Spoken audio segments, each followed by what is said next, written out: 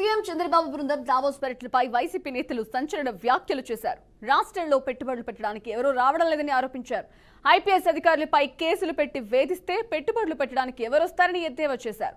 రాష్ట్రంలో అత్యాచారాలు ఎక్కువయ్యాయని, ఇలాంటి రాష్ట్రంలో పెట్టుబడులు పెట్టడానికి ఎవరు ముందుకొస్తారని విమర్శించారు. రెడ్ బుక్ రాజ్యాంగం వల్లే పెట్టుబడులు రావడం లేదని ఆరోపించారు. లోకేష్ చంద్రబాబు వల్ల ఒక్క ఎంఓయూ చేయలేదని, 20 కోట్లు ఖర్చు పెట్టి దావోస్ వెళ్లి ఖాళీ చేతులతో వచ్చారని సెటర్లు వేశారు. స్పెషల్ ఫ్లైట్లు, సూట్లు, బూట్లు అంటూ కోట్లు ఖర్చు పెట్టారని ఫైర్ అయ్యారు. ఇదే విషయానికి సంబంధించి మరి లైవ్ అప్డేట్స్ మా కరెస్పాండెంట్ గోపినాథ్ అందిస్తారు. Gopinath, over to you. Sanjana, మొత్తం మీద అంటే గత 2-3 రోజులు మనం చూసాం. రాష్ట్ర వ్యాప్తంగా అంటే ముఖ్యమంత్రి చంద్రబాబుతో పాటు ప్రత్యేకమైనటువంటి టీము దావోస్ వెళ్లడం జరిగింది. అక్కడ ప్రపంచ దిగ్గజ కంపెనీలన్నింటినీ కూడా కలవడం జరిగింది. దాని తర్వాత తెలుగు వారిని కలిశారు. ఎన్నో రకాల సంక్షేమానికి సంబంధించి కావచ్చు, అన్ని అంశాలపైన కూడా అభివృద్ధి పైన ప్రభుత్వం దృష్టి పెట్టడం జరిగింది. ఇవాళ అమరావతి పునర్నిర్మాణంలో భాగంగా కేంద్రం నుంచి కాకుండా ఇతర సంస్థల నుంచి కూడా పెద్ద ఎత్తున అంటే వనరులను సమకూర్చుకొని పూర్తి స్థాయిలో కూడా అమరావతి పునర్నిర్మాణం, పోలవరం ప్రాజెక్టు రకరకాల అంశాలపైన దృష్టి పెట్టడం జరిగింది. అయితే ఇవాళ దావోస్ పర్యటనకు సంబంధించి ప్రధాన ప్రతిపక్షంగా ఉన్నటువంటి వైసీపీ మాత్రం వాళ్ళ మంత్రులు కావచ్చు, లేదంటే ఎమ్మెల్యే మాజీ మంత్రులు కావచ్చు, మాజీ ఎమ్మెల్యేలు కావచ్చు, లేదంటే ముఖ్యమైనటువంటి నేతలంతా కూడా చాలా ఘాటుగా మాట్లాడడం జరిగింది.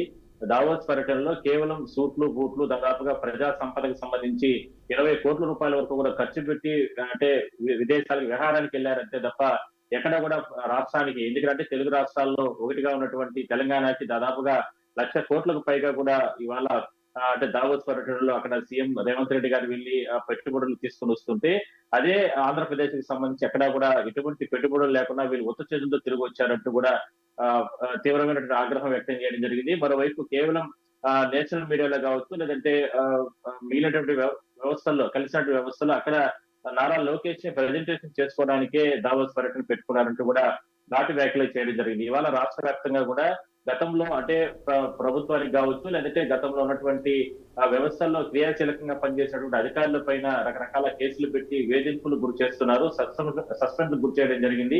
అదేవిధంగానే అంటే రెడ్ బుక్ రాజ్యాంగాన్ని రాష్ట్రంలో అమలు చేస్తున్నారు, ప్రతిపక్షాల నేతల గొంతులు నొక్కుతున్నారంటూ కూడా మాజీ మంత్రి రోజా కూడా ఘాటుగా మాట్లాడడం. సో మొత్తం మీద దావోస్ పర్యటనకు సంబంధించి వైసీపీ చాలా క్లారిటీతో ప్రజలకు వెళ్ళడానికి ఇవాళ చాలా అంశాల్లో దూకుడుగా మీడియాతో మాట్లాడడం జరిగింది.